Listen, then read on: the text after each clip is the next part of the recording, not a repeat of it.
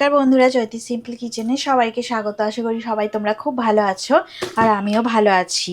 বড়দের প্রণাম আর ছোটদের ভালোবাসা জানিয়ে আমি আমার রেসিপি এখন থেকেই শুরু করলাম।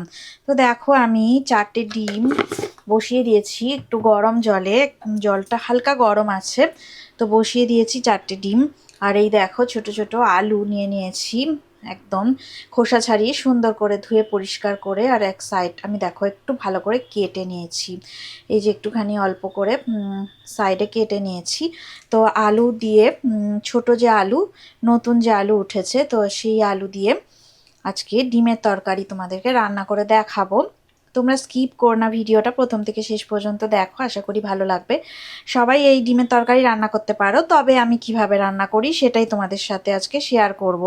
তো দেখো, আমি আলুগুলো এইভাবে দিয়ে দিলাম আর সামান্য পরিমাণে একটু আমি নুন ছিটিয়ে দিয়েছি। আর নুন দিলে ভালো সিদ্ধ হয়, আলুর মধ্যেও নুন ঢুকে যাবে আর ডিমের মধ্যেও নুন ঢুকে যাবে। তো চলো ভালো করে সিদ্ধ করে নিই। নতুন আলু দিয়ে সুন্দর করে রেসিপিটা আমি আজকে বানিয়ে নেব। তো তার জন্যে আলু আর ডিমটা ভালো করে সিদ্ধ হওয়ার দরকার।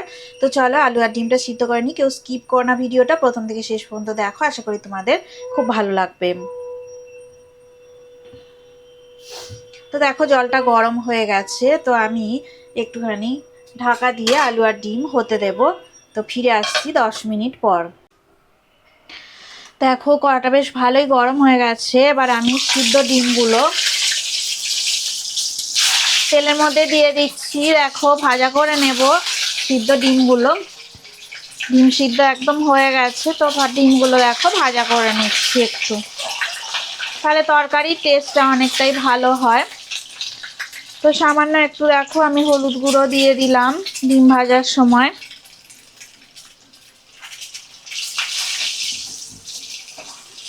তো মিডিয়াম ফ্লেমে রেখে আমি ডিম ভাজা করে নিচ্ছি। সিদ্ধ ডিমগুলো 2 থেকে 3 মিনিট একটু ভালো করে নাড়াচাড়া করে ভাজা করে নেব। তো তোমরাও এইভাবে রান্নাটা করে দেখবে, গরম ভাতে দারুণ স্বাদ হয় খেতে। দেখতেও যেমন সুন্দর লাগে, খেতেও খুবই সুন্দর, খুব স্বাদ হয়, দারুণ খেতে লাগে। তো তোমরা একবার হলেও এই রেসিপিটা বাড়িতে ট্রাই করো, ভাত রুটি সব কিছুর সাথেই খুব ভালো খেতে লাগবে। তো দেখো, আমার ডিমগুলো ভাজা করা হয়ে গেছে। তো আমি একটা পাত্রে ডিমগুলোকে তুলে রাখলাম। এইবার দেখো, আমি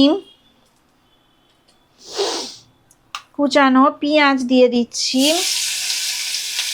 তো এইভাবে দেখো, আমি একদম ভালো করে চপিং করে নিয়েছিলাম একটা মিডিয়াম সাইজের পেঁয়াজ।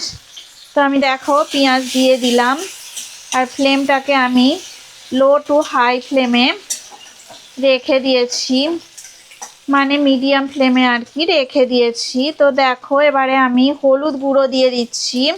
আমি দেখো 1 চামচ হলুদ গুঁড়ো দিয়ে দিলাম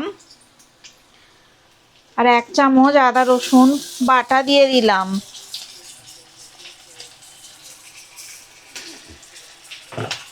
এবার দেখো, আমি সামান্য একটু নুন দিয়ে দিচ্ছি।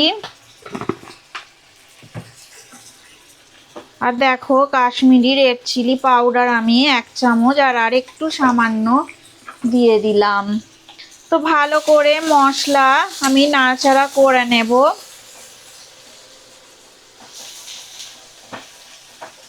ভালো করে মশলা নাড়াচাড়া হয়ে গেছে। দেখো, এবারে আমি কুচানো টমেটো আর কুচানো কাঁচা লঙ্কা দিয়ে দিচ্ছি।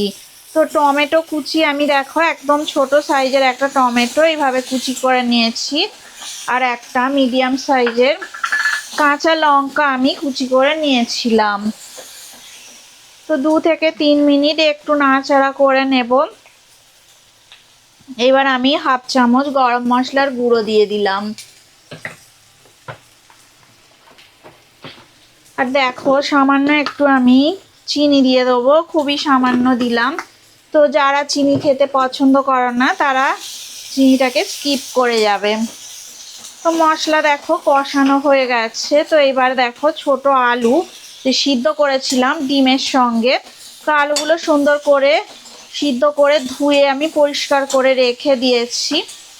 তো এবারে আলু দিয়ে দিলাম আর দেখো আমি ভাজা ডিমগুলো দিয়ে দিলাম, সিদ্ধ করে ভেজে রাখা যে ডিমগুলো সেগুলো আমি দিয়ে দিলাম। দিয়ে আমি লো ফ্লেমে রেখে ভালো করে সুন্দর করে আমি কষিয়ে নেব। ডিমগুলোর ভিতরে একটু খুন্তি দিয়ে একটু এরকম করে আমি ফাটিয়ে দিচ্ছি, কারণ তাহলে মশলা ভালো মতন ভিতরের দিকে ঢুকে যাবে।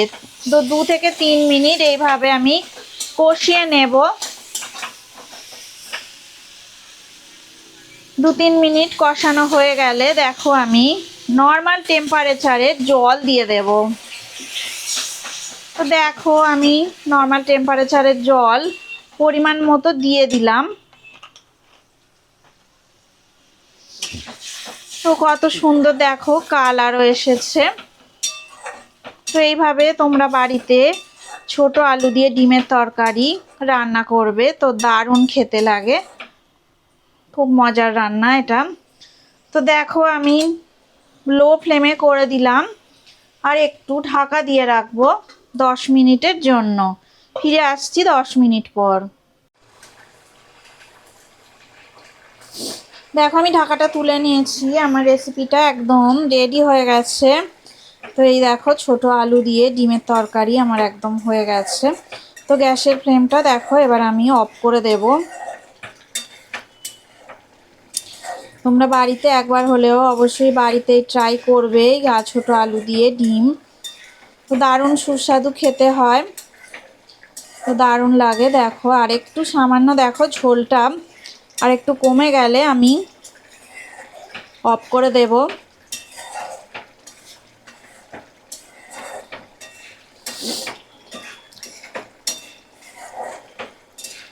তো দেখো এবার গ্যাসের ফ্লেমটা আমি অফ করে দিলাম, একদমই রেডি হয়ে গেছে নতুন ছোট আলু দিয়ে ডিমের তরকারি।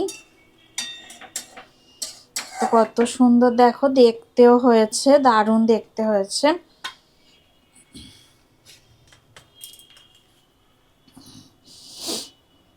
তো রেসিপিটা যদি ভালো লেগে থাকে অবশ্যই লাইক দেবে, শেয়ার করবে আর কমেন্ট করে আমাকে জানাবে তোমাদের কেমন লাগলো।